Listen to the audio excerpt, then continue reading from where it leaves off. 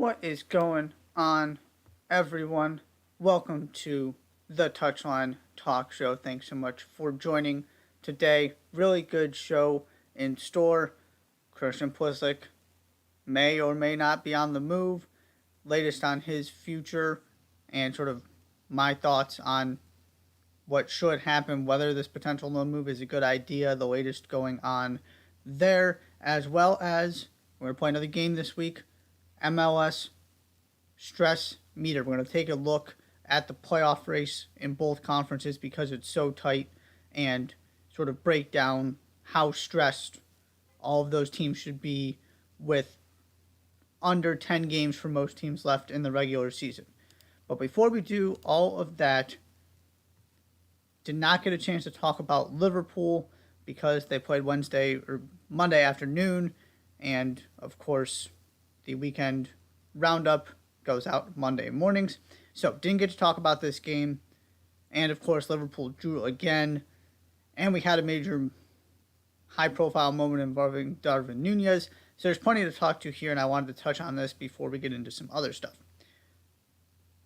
First, let's not get this twisted or start spewing false narratives. Liverpool were excellent for most of this game. Not good, not great, excellent.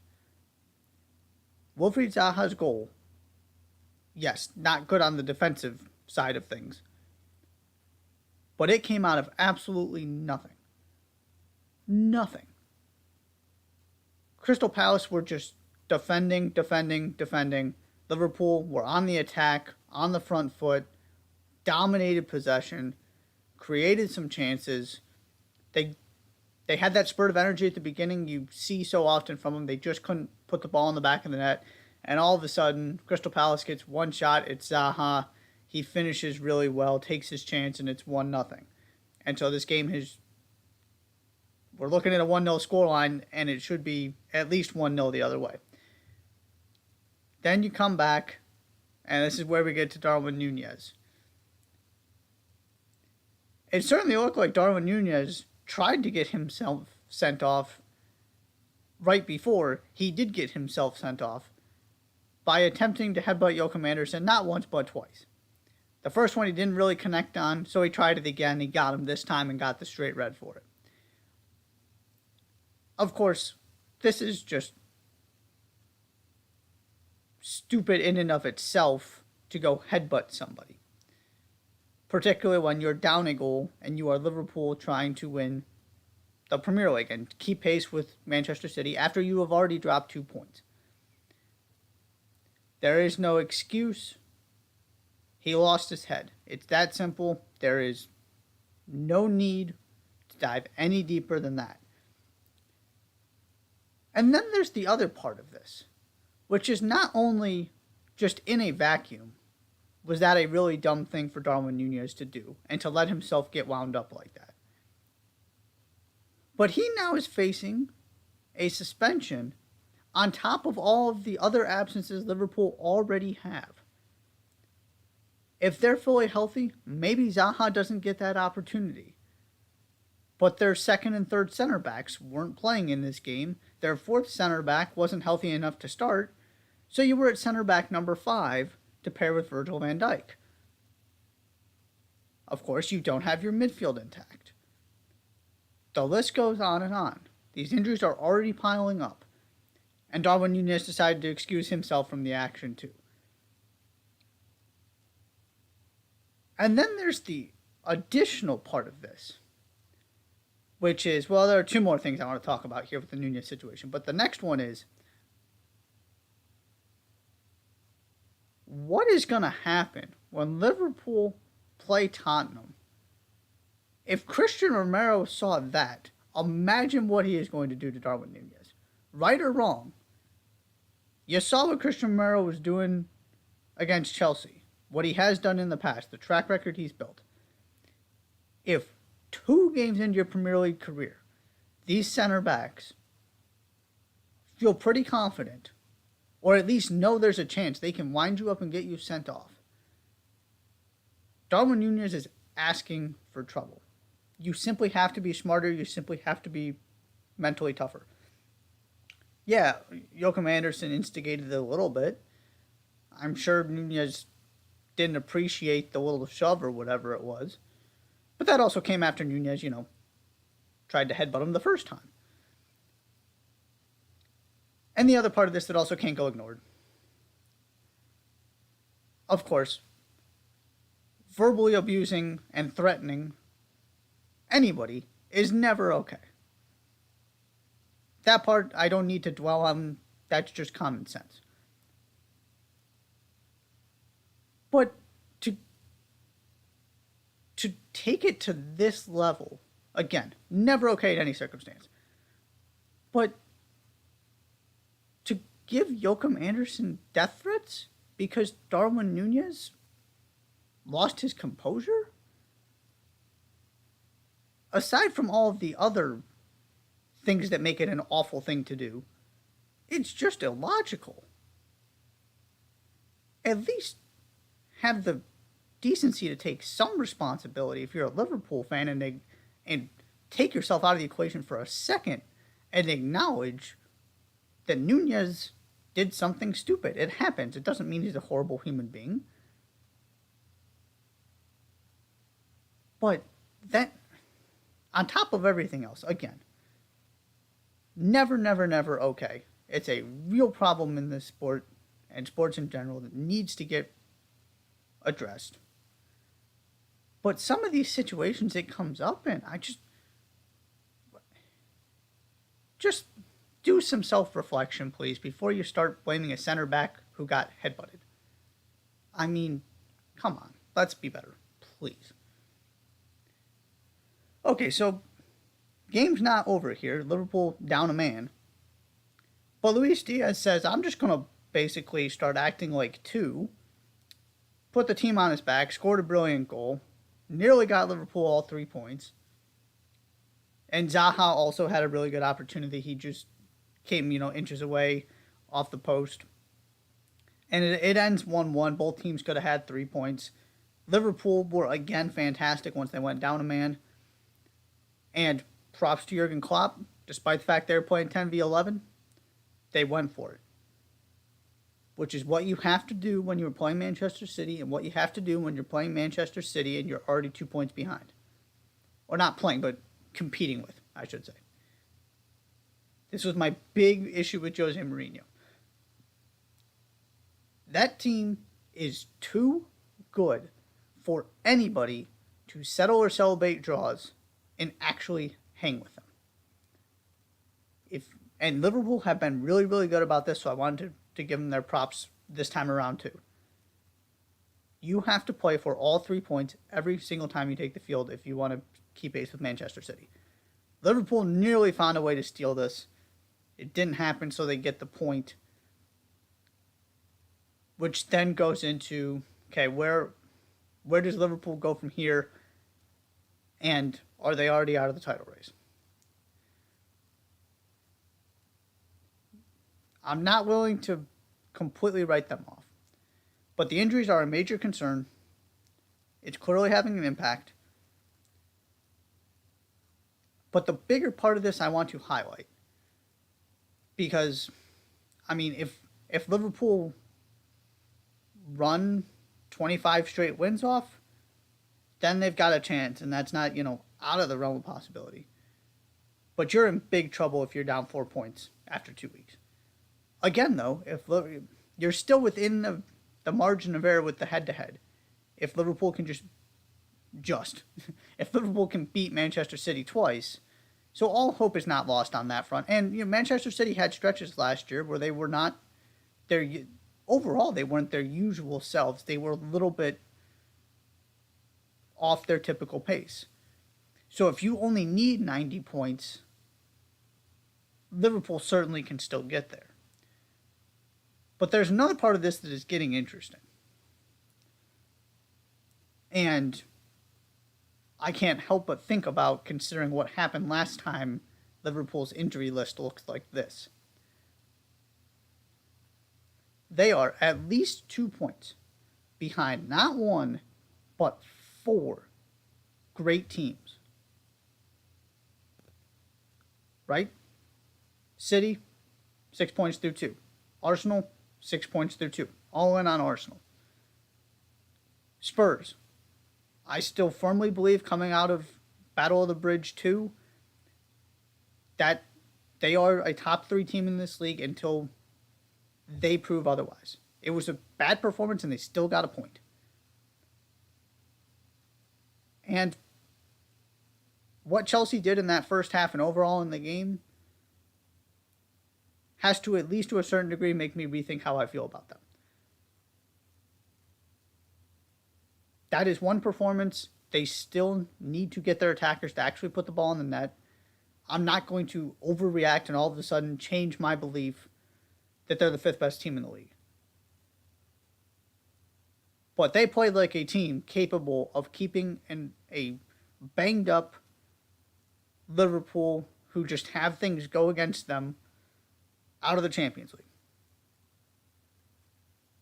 This is a much stiffer test in terms of finishing top four than Liverpool faced the other time this kind of injury list happened. And, they had that stretch where they couldn't win at Anfield, but they pulled themselves together and got back into the top four. They don't have the margin of error this time. They are also playing much better than they were that season. So it's this strange dichotomy of I'm not willing to freak out because I believe in Klopp, and quite frankly, they weren't great against Fulham, but once they got going, they were pretty good, and they were brilliant in this game. So we're 2 weeks in. I don't want to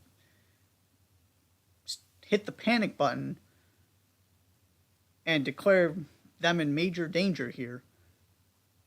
But at the same time, your margin of error is even slimmer this year. Based on, I don't need it, Manchester City is going to be Manchester City. I'm going to back Spurs until they force me not to. I kind of feel the same way about Arsenal, and Chelsea put in an incredibly impressive performance. This was always going to be 5 teams for 4 spots. Liverpool had their work cut out to even get into the top 4. If you ask me today whether they do it, yeah, I still think they do. But all of a sudden, this game against Manchester United has become incredibly important. Because as bad as United have been, guess what? They win, they're ahead of Liverpool. If Liverpool win that game, to me, that'll ease a lot of my uncertainty if they have a comprehensive victory like they should, sort of get themselves back on track. But they got to get 3 points out of that game, or else this is really going to get dicey. Also wanted to quickly mention and give some thoughts on Juventus. Pick up a very convincing win to start their season against a good Sassuolo team. Angel Di Maria comes into Serie A, looks very good, especially early in the game. He was bright. I think he mishit that ball. It was a very, very weird chip that ended up in the back of the net that looked like he didn't do what he intended with it. But it goes in. He opens the scoring. Then Vlahovic comes, draws a penalty, converts a penalty.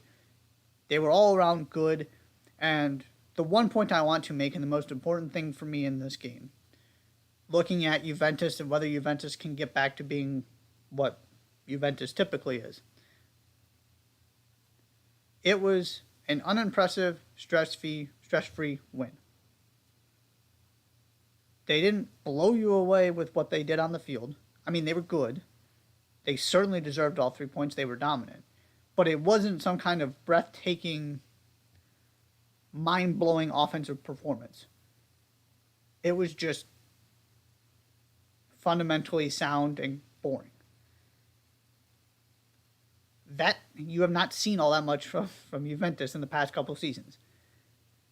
It's been, conceding these uncharacteristic goals, having to dig yourself out of deficits. This is what you think when you think Juventus. Just a comfortable, multi-goal win, not much to it. They're just miles better on the field and just kind of go about their business.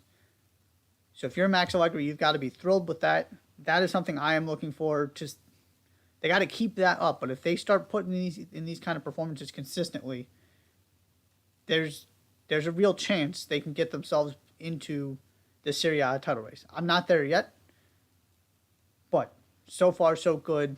1 week into the season, let's see if they can keep it up. And then we have the other big news that I wanted to discuss again. I don't like doing transfer rumors. I don't like discussing transfers until they actually happen and they're officially announced and the player is there, holding the jersey and all that. But this is Christian Pulisic, number one. And number two, the discussion for me is about the hypothetical. It's not about, or at least as much, considering the situation, it's not as much about sort of where he ends up and what it means. It's, should he make the move, what does this mean for his future? If that makes sense.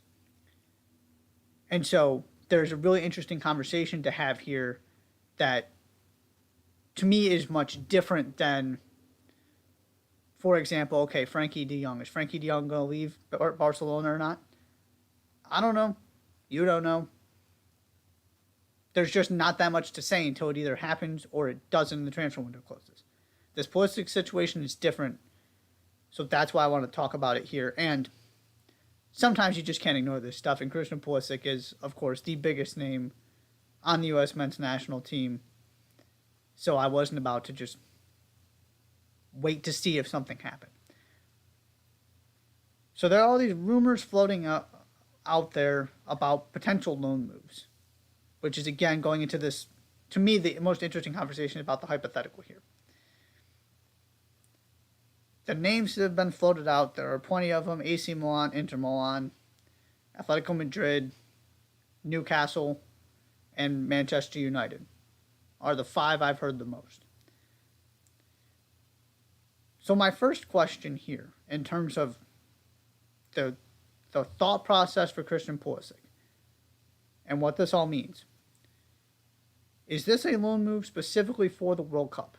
If there wasn't a World Cup taking place in just over 3 months now, is Christian Pulisic pushing for this loan move the way he reportedly is? Or does he actually feel, outside of the World Cup, that it's time to move on from Chelsea? Because those are two different things for me, and they change how I feel about this. But the world we're living in is a world where Qatar is 13, 14, less than 15 weeks away, if I did my math right. Something in there. And so, absolutely, you do whatever you have to do to get yourself playing time before that tournament. 100%. So now you're looking at these potential options. And it seems as if his preference is Manchester United based on the reporting I've seen. Which, if it's a loan move, I'm fine with. Again, get on the field. That team clearly needs help in attack. And from the Chelsea side of this, it really does seem that Thomas Tuchel has lost his faith in him. I don't see him getting into that starting lineup anytime soon. Kai Havertz seems to be locked in there. Raheem Sterling is not going to be taken out of the starting lineup anytime soon. And Mason Mount was arguably their best player last season. He's not going anywhere either. So all of a sudden, you don't have a spot for Pulisic. That was part of the thought process this summer before Raheem Sterling came in was, well, if you move Lukaku, all of a sudden, maybe there's some more playing time. And Tuchel said, I want Raheem Sterling instead. So, 100% on board with the loan move to get playing time before the World Cup, even if that's Manchester United. And now there's the second part of this, which is, assuming a loan move happens, what does this mean for Christian Pulisic's future? Because he's going to be in the exact same position Romelu Lukaku is going to be in. He's still a Chelsea player. And if Pulisic has decided, my My future is elsewhere. I don't see a future for myself here. To me, that's what you got to get that sorted now, instead of pushing it a year down the road when who knows what the situation's going to look like. Who knows how this loan move is going to go. And also, it changes the conversation about the team he's joining. If this is it, which goes back to the original question I had about where does he see himself in terms of long term with Chelsea? Because if you're moving for a season, wherever you want to go, whoever's going to get you the most playing time, whoever makes you the best offer, by all means.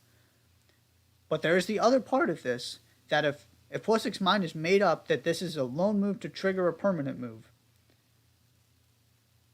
my thoughts change pretty drastically. If I am Greg Berhalter, if I am Christian Pulisic, if I'm a U.S. men's national team fan, I want no part of Christian Pulisic at Manchester United permanently. None whatsoever. United has the worst of both worlds. Of course, there is the blatant dysfunction and no Champions League. You're not looking anywhere close to getting back to the Champions League. I don't want players in that environment. And there is also the reality, which is part of Christian Pulisic's problem at Chelsea, which is the top clubs in the biggest clubs in the world, I should say, because Manchester United falls into this category, are going to continually spend money on top of you to continue to improve that position.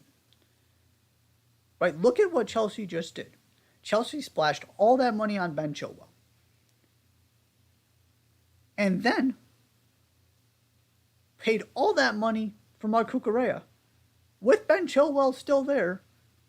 And, by the way, playing well when he's been healthy. Of course, he missed a large portion of last season.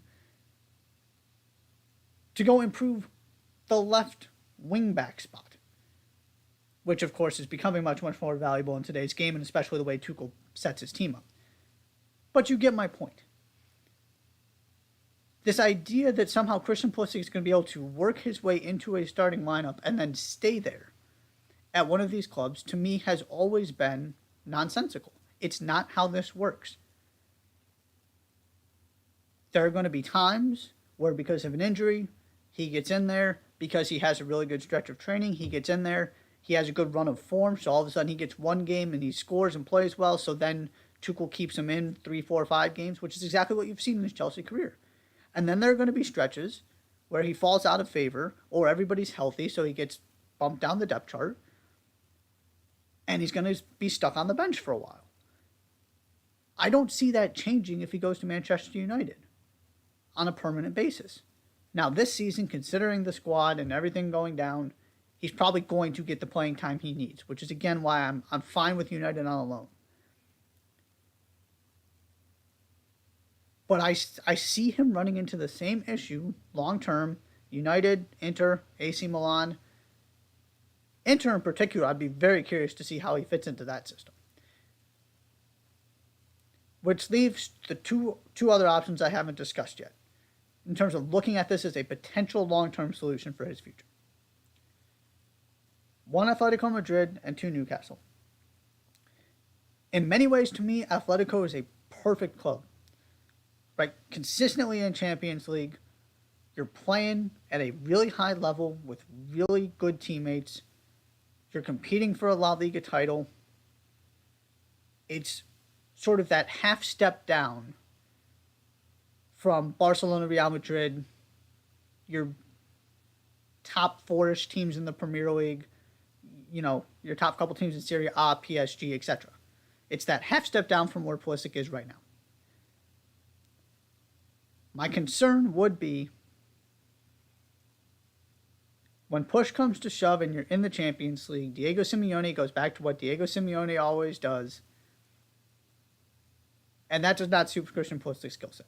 Now, to be fair, the past couple seasons, on a game-to-game basis in La Liga,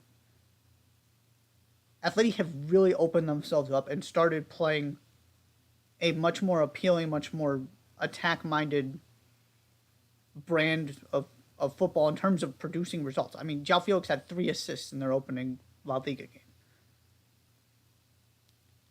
There has been some sacrifice made on the defensive standpoint to be a little bit better offensively these past couple seasons.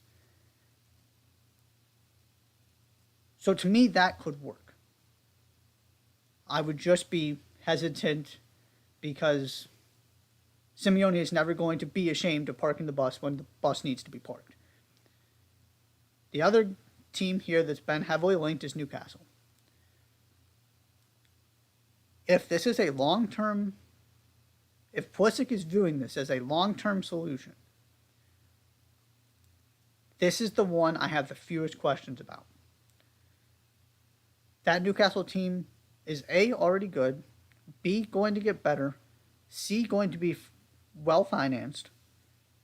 I'm a huge Eddie Howe fan who is going to let Pulisic do the things that Pulisic does best and let him thrive.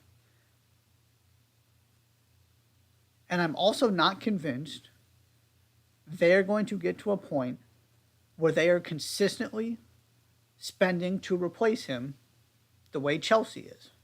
And Chelsea has. I very much see a world in a season or two even, maybe a little bit longer, where Newcastle fit that athletic sort of half step below.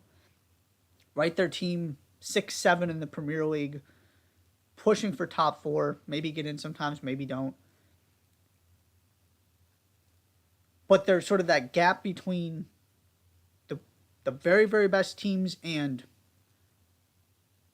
the teams that are happy to make the Europa League. That's Christian Pulisic's sweet spot, in my mind. I can definitely now he gets into that starting lineup consistently. And moving forward, I could see him holding a spot in that starting lineup consistently. Because to me, that is ultimately what this comes down to. If Pulisic wants to make sure he has the playing time for the World Cup and then come back and fight for his spot at Chelsea and know he's going to be playing in or contending for a Champions League, more power to him. I just don't see it going much differently than it is now. He could get more playing time than he has these first couple games, but I don't ever see him becoming a regular starter over an entire season where he's starting 30 Premier League games for Chelsea. I just don't. So that has to be part of this thought process here too. Because it's not just about the World Cup. That is, I'm sure, in his head, priority number 1 right now. And you take the loan to make sure you're sharp for that. But at the same time, you also got to be thinking about the next step. Because if you're going to get this loan done, that also means to me you got to sort of have an idea of what your next step is going to be. And of course, it takes 2 to tango, and maybe wherever he ends up, for whatever reason, doesn't want to sign him permanently. So you're just auditioning basically for somebody else to come get you. And so maybe this ends up being 2 completely separate things where one, he is actually making the decision about his future next summer. But I think there's a good chance Christian Pulisic has basically decided my future is not with Chelsea, which means all this has to be part of his thought process if he is going to make this loan move. So we'll see if it ends up happening. But to me, that's the interesting part of all of this, is kind of what it means moving forward, because there are so many variables here, and he is obviously such a big deal in this country, and this is has the chance to shape the prime of his career, right? If he's not getting the time at Chelsea and he wants to move, that process, it seems, is going to start with a loan. The question then becomes, are we just going to be back in the same place in 12 months where Tuchel doesn't really want him and he wants more playing time? Or is there going to be an understanding moving into this loan, this is probably the end of the road? Is that what Christian Pulisic wants? There's a lot going on here, but that is where I am on all of it. We will see how this all unfolds as the transfer window winds down. We're going to take our first break. Then when we come back, like I mentioned before, MLS stress meter. How worried should these teams just inside and just outside the playoffs be as the regular season is winding down? You're watching Touchline Talk Show.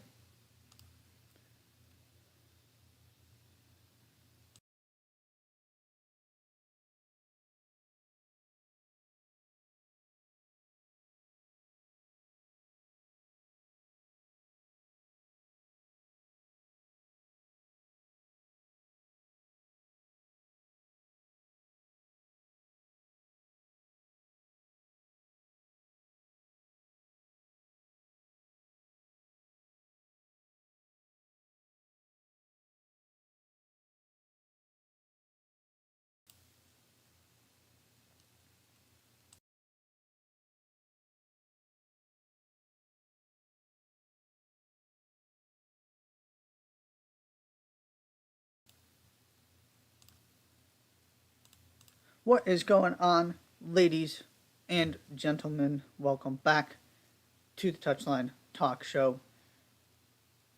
As I mentioned before the break, it is time to pull out the MLS stress meter. Now, I have built 4 categories for this, so we're going to go through 8 teams, 4 teams in the East, 4 teams in the West, that are in this jumbled mess of all of these teams that are basically at the exact same spot. I believe it is 7 teams across the 2 conferences that have 33 points exactly. It's bonkers. So, sort of the 4 teams I find most interesting and in the most curious, intriguing spots as we wind the regular season down. So we got 4 categories, and I have even built visual representations to go with these categories. So our first category is freaking out. This is highest level of the stress meter. It's hard for me to see a way for this team to make the playoffs, is basically what this part of the meter looks like. Second, we have stressed. This is the second highest level of stress on the stress meter. Plenty of things to worry about, but there's still some hope to hold on to, is basically how I view this category. Up next, as we go more and more positive, is concerned. This is more positive than negative, but there are certainly things to still be worried about. You don't feel safe at all. And then finally, we have optimistic. I didn't want to go any higher than this because the whole point is these teams are in the thick of a playoff race, so nobody is going to be anything more than optimistic.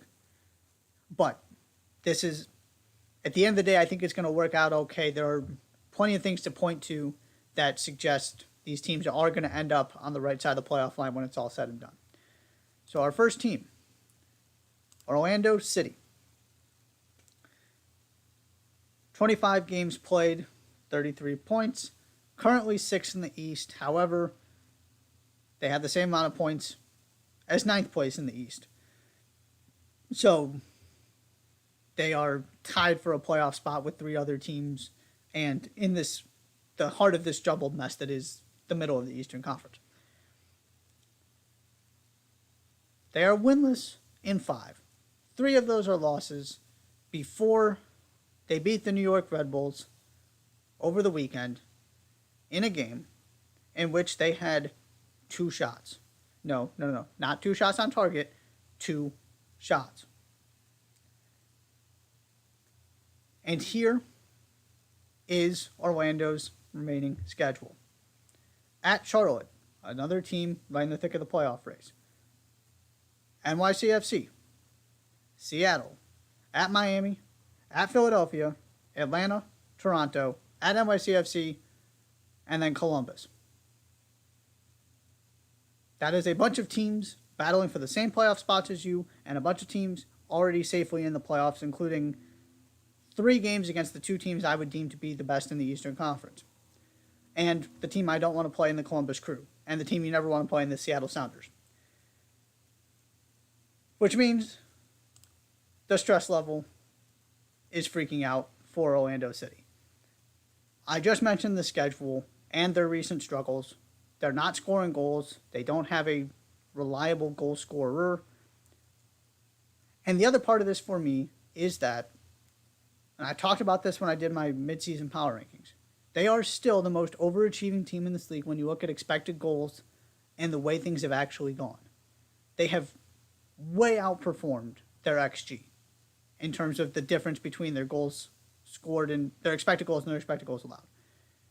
Everything suggests this is going to continue to go down a bad road.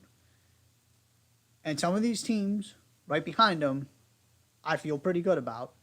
And one of them has, Lorenzo Insigne and Federico Bernardeschi on it. So, if I'm Orlando City, stress meter, we're freaking out. Up next, Inter Miami. Incredibly consistent at being inconsistent this season, but 33 points, 25 games played. Again, they're in this jumbled mess. Currently 7th, holding on to that final playoff spot. That win they got over NYCFC was absolutely massive. And the other really good news here is they are getting decent production from that number 9 position. Gonzalo Higuain has been very good recently. And they also have this little thing called, the addition of Alejandro Pozuelo, because Toronto had to get rid of him to bring in the Italians. I am always hesitant to really buy into this team until they prove they can put together from start to finish a season. But I've got a bit optimistic on the stress meter. I look at the teams around them. I fully expect Orlando to drop out. So even if you're assuming there's a team or two coming from behind you, I still think they're in good position. They're unbeaten in 4, and this recent run of good form has coincided with Alejandro Pozuelo, which is a reason to believe it's not just going up and down again because they had a really bad stretch right before this really good stretch, as they have all season. It's a stretch of bad, a stretch of good. But I have faith in Alejandro Pozuelo. I've liked what I've seen from this team recently. And I just, from their position right now, I don't see it as incredibly daunting to get over the line and end up on the right side of the playoffs and get in. So, I might come back to regret it, but I'm going optimistic for Inter Miami. The Chicago Fire are up next. Currently 10th in the East, 30 points from 25 games. And of course, this has all come from this remarkable turnaround they've had in the past month and a half. I believe in the turnaround. The schedule is not all that daunting. The issue here is quite simply, right there, these 4 teams on 33 points, and Chicago's behind them. And there's also Toronto behind Chicago. So all of that being taken into consideration, I've gone with stressed. If there was more time and Chicago could have gotten themselves in a better position, or if they had gotten a point in Philly over the weekend, I probably would have this at concern. I'm not, again, they got handled by the best team in the Eastern Conference on the road. That doesn't change how I feel about them. My biggest concern here is, do they have enough to catch all these teams ahead of them and hold off the teams behind them? I see a pathway for them to do it, which is why I'm not at freaking out. I just think there's an awful lot of work to do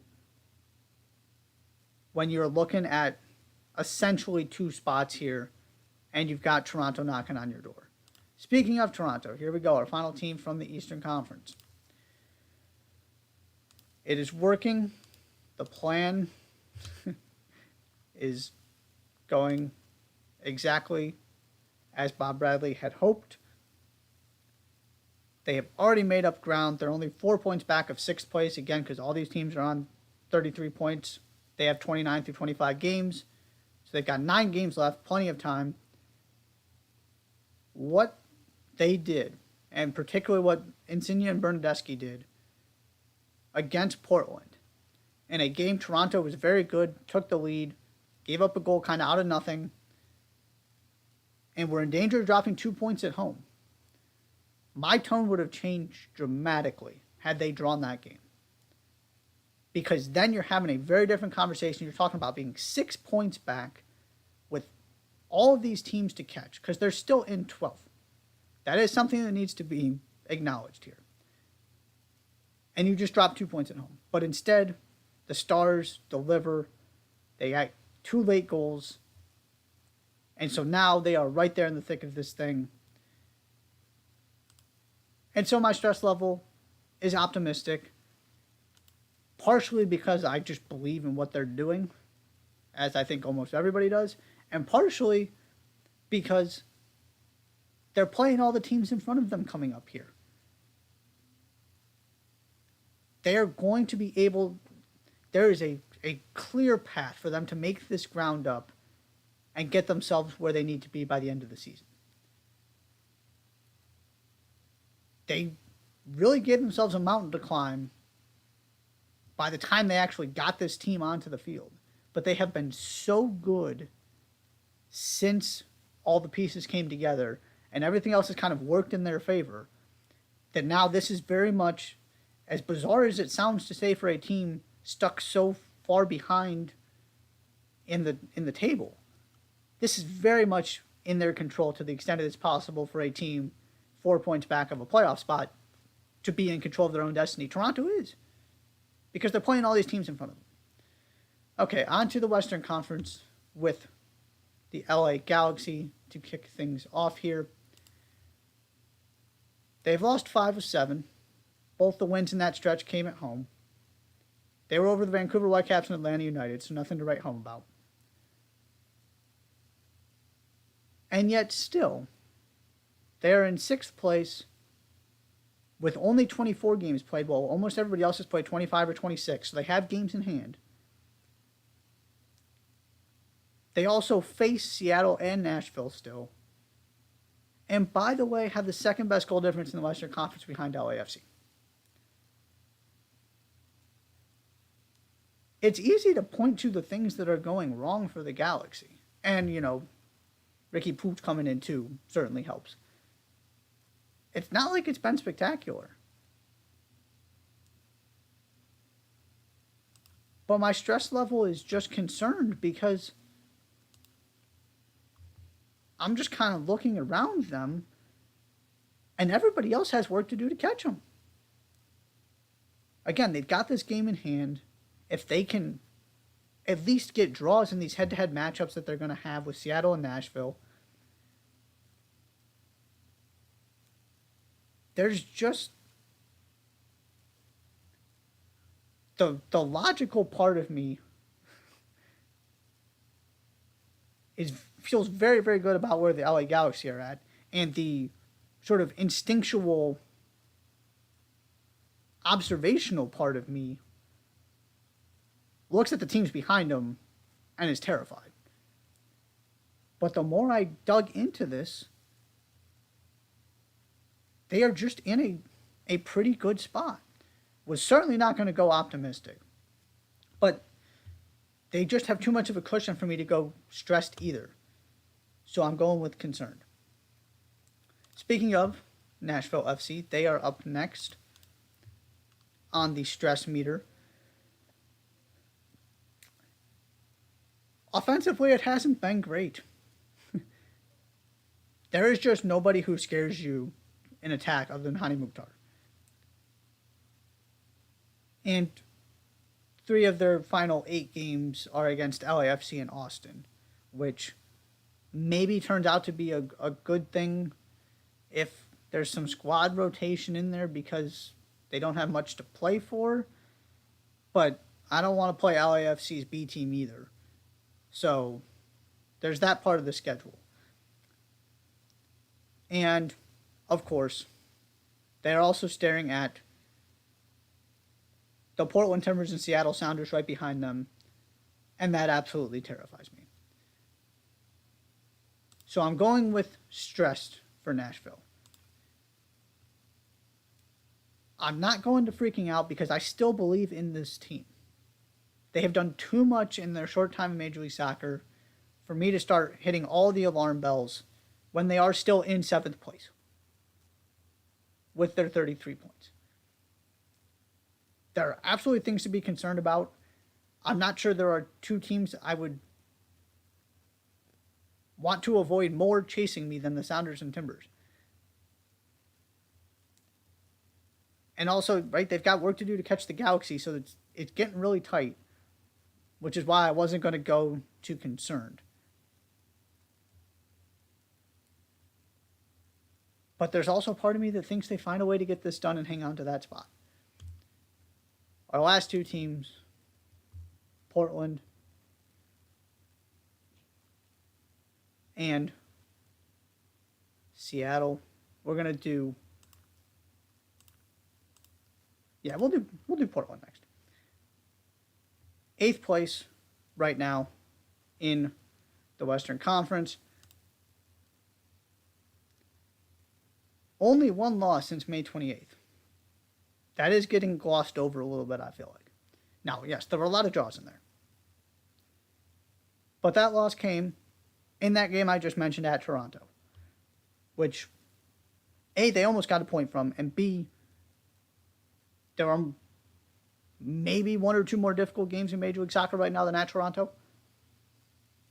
I would argue it's number 2 behind at LAFC. So I'm just not worried about that. They play Kansas City, Seattle, Atlanta, and a bunch of playoff teams, though.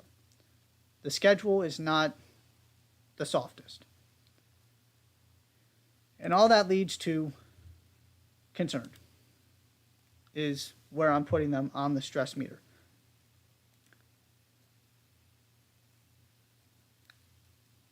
I trust this team. I trust this manager. They have been consistently picking up points, even if they're not winning every single game, for multiple months now.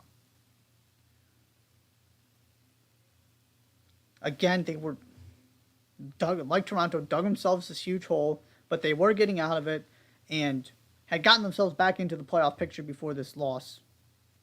So they're right there with all of these other teams on 33 points. I see a spot potentially to be had. And the other part of this in the Western Conference is maybe RSL falls apart. You kind of keep waiting for RSL to take a step back, and they haven't really done it, which is a credit to them very quietly. Because you look at all these teams, right? Then it's the Galaxy, it's Nashville, it's Portland, it's Seattle, all chasing them. And there's a really good chance that those 4 teams, those 4 huge brands, or Nashville in terms of recent success, 4 of the best teams in the Western Conference, or / biggest in the Galaxy, are all going to be very possibly fighting for 2 spots. But that is part of this too, is there's a chance that another spot opens up. So I'm going with concerned for the Portland Timbers. And then, of course, our final team, Seattle Sounders. I've been talking about this for a couple weeks now, this incredibly difficult stretch they're on. Next 3 games at Los Angeles Galaxy, at Portland Timbers, at Orlando City. All teams all teams trying to make the playoffs. Good luck with that one. But after they get through that, the schedule drops off considerably, and there are plenty of points to be had.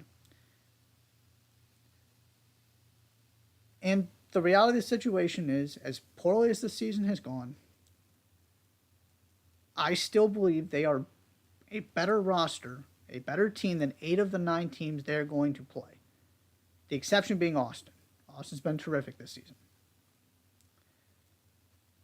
I could see him going into LA and winning. I could see him going into Portland and winning, though I wouldn't bet on it. I can absolutely see them going into Orlando and winning.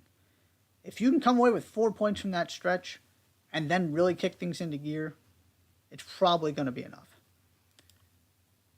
So out of respect for the Sounders, I wasn't going any farther than concerned. They've done it too many times. This group is too battle-tested. I've been saying that for months, and they haven't exactly hit their stride and done that thing where they run through the summer and all of a sudden you look up and they're second in the Western Conference and the team that nobody wants to play.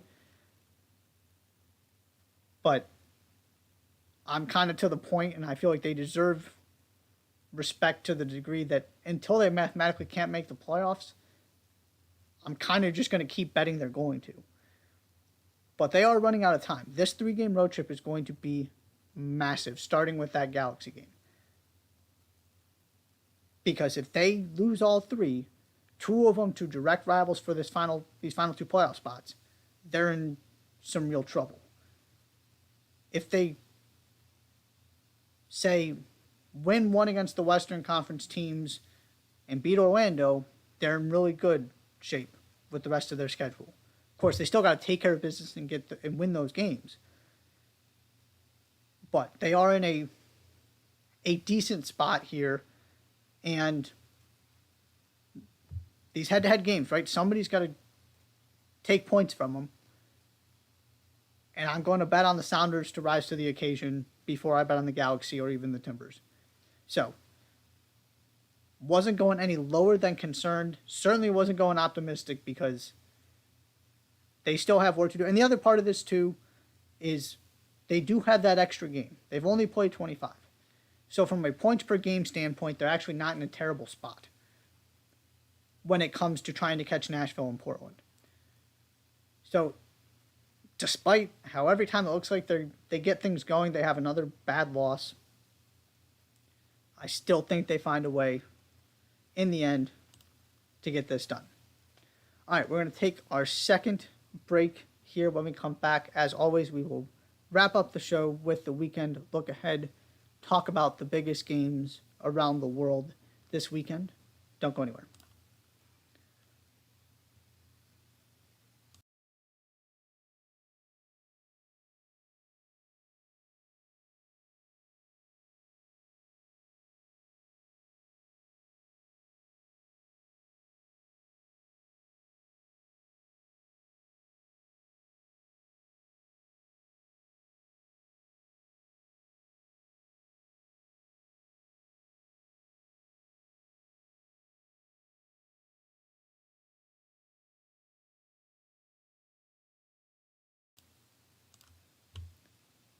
And welcome back to the Touchline Talk Show one final time for the weekend look ahead.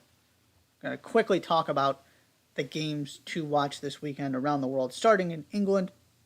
Premier League match day 3. A couple games I wanted to highlight here. Arsenal at Bournemouth.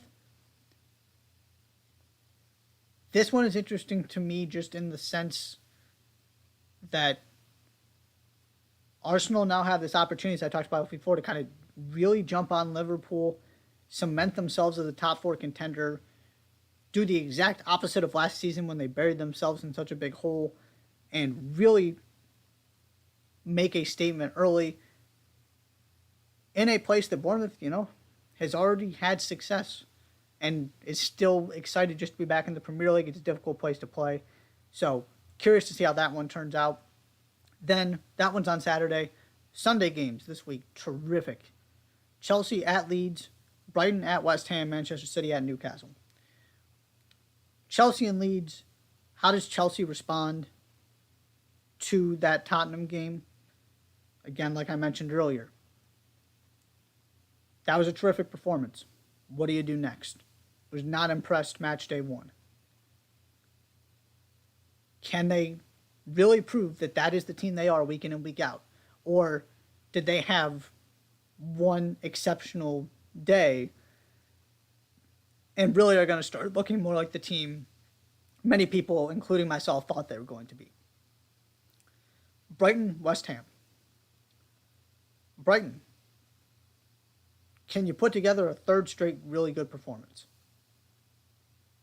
and give yourself some really good cushion in the race for those European spots? West Ham, you're at home. You've lost 2.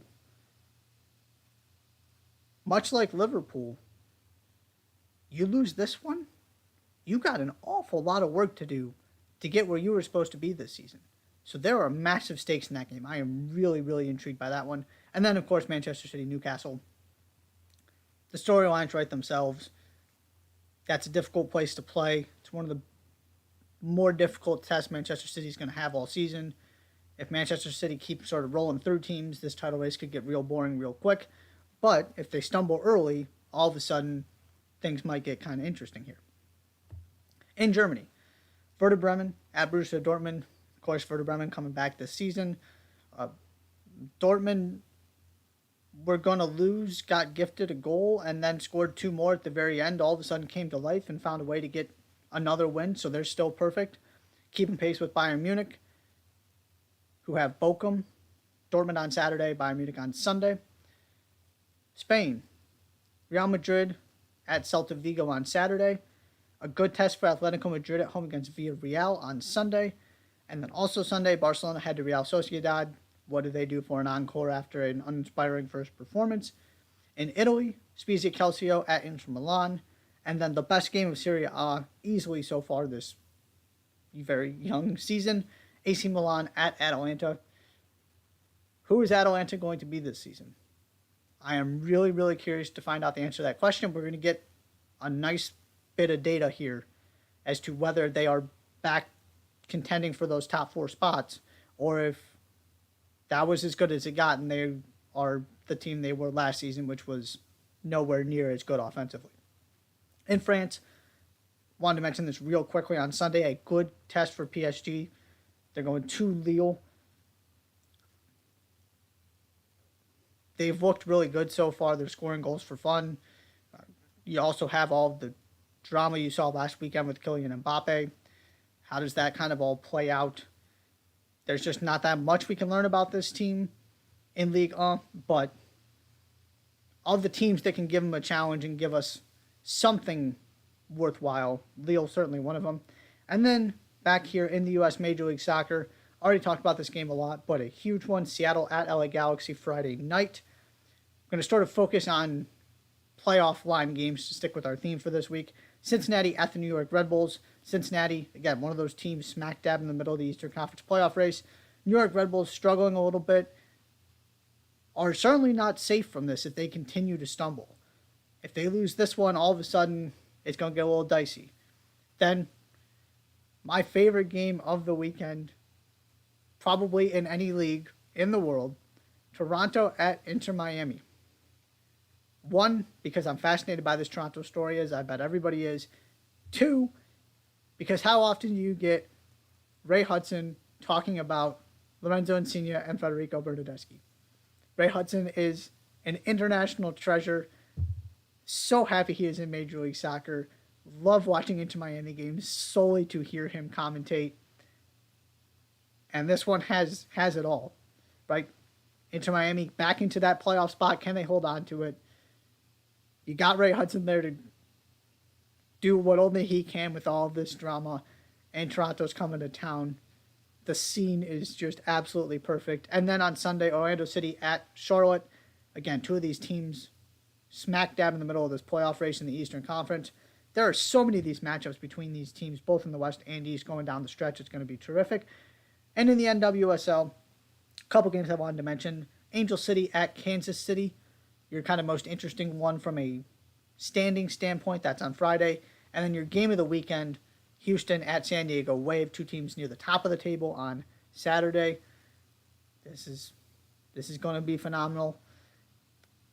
This part of the season, when you get to the end of MLS, end of NWSL, you get the playoffs going here in the U.S. for both leagues. You get everything kind of going. Champions League will be going at that point. As we're sort of prepping for that, really There's just nothing quite like it. As they say, the soccer never stops. That is certainly true this weekend. That's all we've got for you on this edition of the Touchline Talk Show. Geez, it's hard to speak sometimes, especially when you're doing it for an hour. Thank you so much for tuning in. Be sure to hit that subscribe button on YouTube and check out everything I've got going on Substack, touchlinetalk.com.